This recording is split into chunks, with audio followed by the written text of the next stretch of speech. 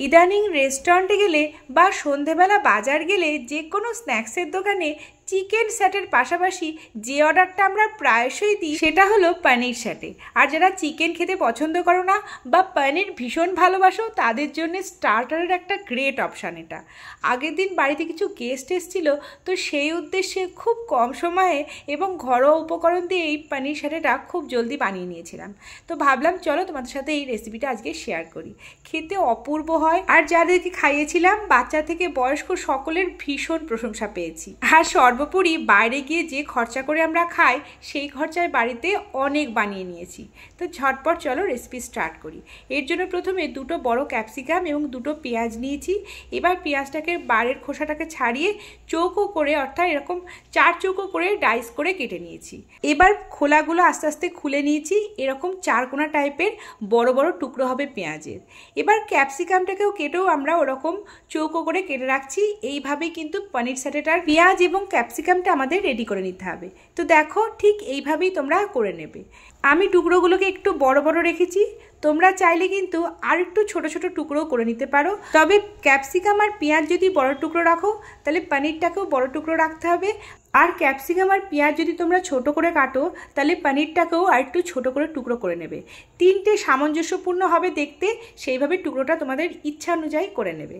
আমার টুথপিকটা ছোট ছিল, তবুও আমি এই সবজিগুলো এবং পনিরটাকে বড় টুকরো করেছি, খেতে ভালো লাগবে বলে। তোমরা চাইলে ছোট করেও নিতে পারো। তো দেখো পনিরগুলোকে আমি এইভাবে একটু মাঝারি সাইজের বড় টুকরো করে কেটে নিচ্ছি। আর যেহেতু পনিরগুলো খুবই সফট হয়, একটুখানি ফ্রিজে রেখে একটু হার্ড করে কাটলে জিনিসটা কাটার সময় সুবিধা হবে। এবার আমি টুথপিকগুলো নিয়ে নিচ্ছি এবং প্রথমে একটা বাটিতে সামান্য জল নিয়ে টুথপিকগুলোকে একটু ভালো করে ভিজিয়ে রাখবো যাতে নরম হয়। এরপর এক একটা করে টুথপিক তুলে প্রথমে পেঁয়াজের টুকরো, তারপর ক্যাপসিকামের টুকরো, তারপর কেটে রাখা পনিরটাকে একটু আলতো হাতে গেঁথে নিতে হবে। এরপরে আবার একটা ক্যাপসিকামের টুকরো এবং পেঁয়াজের টুকরো দিয়ে পুরো ব্যাপারটাকে কমপ্লিট করতে হবে। তো এইভাবে কিন্তু আমি সবগুলো তৈরি করে নিচ্ছি, তোমরা বুঝতেই পারছো।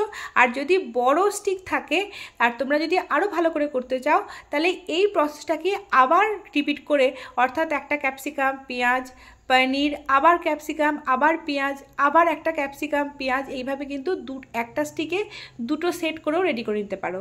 সেক্ষেত্রে দেখতেও খেতে দুটোই ভালো লাগবে। তবে আমি এরকম ছোট ছোট বানিয়েছি, খেতে দেখতে এটাতেও দারুণ লেগেছে। তো দেখো আমার কিন্তু সবগুলো রেডি হয়ে গেছে আর দেখতে কিন্তু অসম্ভব সুন্দর হয়েছিল। এবার ওপর থেকে কিছুটা লবণ ছড়িয়ে দিচ্ছি, যেহেতু এটাকে আমরা কিছুক্ষণ ম্যারিনেট করে রাখবো। দিলাম কিছুটা লঙ্কার গুঁড়ো আর দেবো কিছুটা গোলমরিচের গুঁড়ো। এই 3টে মশলা দিয়ে ভালো করে কিন্তু মিশিয়ে নিতে হবে যাতে সব মশলাটা পুরো ব্যাপারটার সাথে ভালো করে কোট হয়ে যায়। আর কোট করে নেওয়ার জন্য আমি কিছুটা সাদা তেল দিয়েছি যাতে সব কিছুর সাথে মিশে যায় এবং ভালো করে এটাকে ঝাঁকিয়ে ঝাঁকিয়ে মিশিয়ে নিচ্ছি।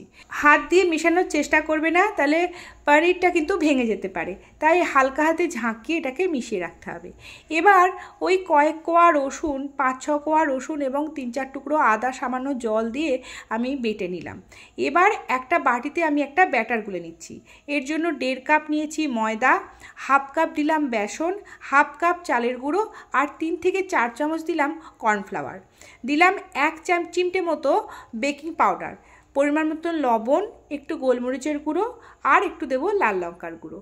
এবার সামান্য জল দিয়ে আমি কিন্তু একটা ঘোল রেডি করে নেব। আর যে আদা রসুনের পেস্ট আমি বানিয়েছিলাম সেটাও অ্যাড করে দিলাম।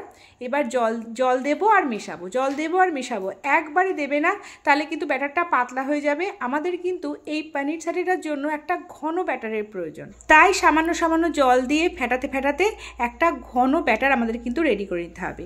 ব্যাটার যদি পাতলা হয় তাহলে ভালো করে কোট হবে না, যেহেতু পেঁয়াজ আর ক্যাপসিকামটা শক্ত তাই ব্যাটারে লাগবে না এবং বেরিয়ে যাবে। তাই ব্যাটারটাকে আমাদের একটু বেশ থিক টাইপের বানাতে হবে। তো ঘনত্বটা তোমরা দেখে বুঝতেই পারছো, ঠিক এই ঘনত্বে তোমরা কিন্তু বানিয়ে নেবে। এবার এই ম্যারিনেটেড পনিরগুলোকে আমরা ওই যে ঘোলটার মধ্যে ভালো করে ডোবাবো, একটু কিছুক্ষণ রেখে দেবো যাতে এই ঘোলটা ভেতর পর্যন্ত ঢোকে, দিয়ে গরম তেলে আমরা কিন্তু ভেজে নেব। মিডিয়াম ফ্লেমে রাখতে হবে, প্রথমেই হাই ফ্লেম করা যাবে না, মিডিয়াম ফ্লেমে হালকা আঁচে এটাকে ভাজতে হবে, তারপরে একটু লাল হয়ে গেলে বাড়িয়ে দিতে হবে। যেহেতু আমি এটাকে দুবার ভেজেছি, অর্থাৎ আমি আগে একবার ভেজে রেখেছিলাম, তারপর গেস্ট আসলে আবার একবার করে ভেজে আমি দিয়েছি, এবং খেতে অপূর্ব হয়েছিল। দুবার ভাজার ফলে ভালো ক্রিস্পিও হয়েছিল আর দুর্দান্ত লেগেছে, রঙটাও দারুণ এসেছিল। তো এইভাবে 5টা 6টা করে আমি কিন্তু এক ব্যাচে ভেজে নিচ্ছি।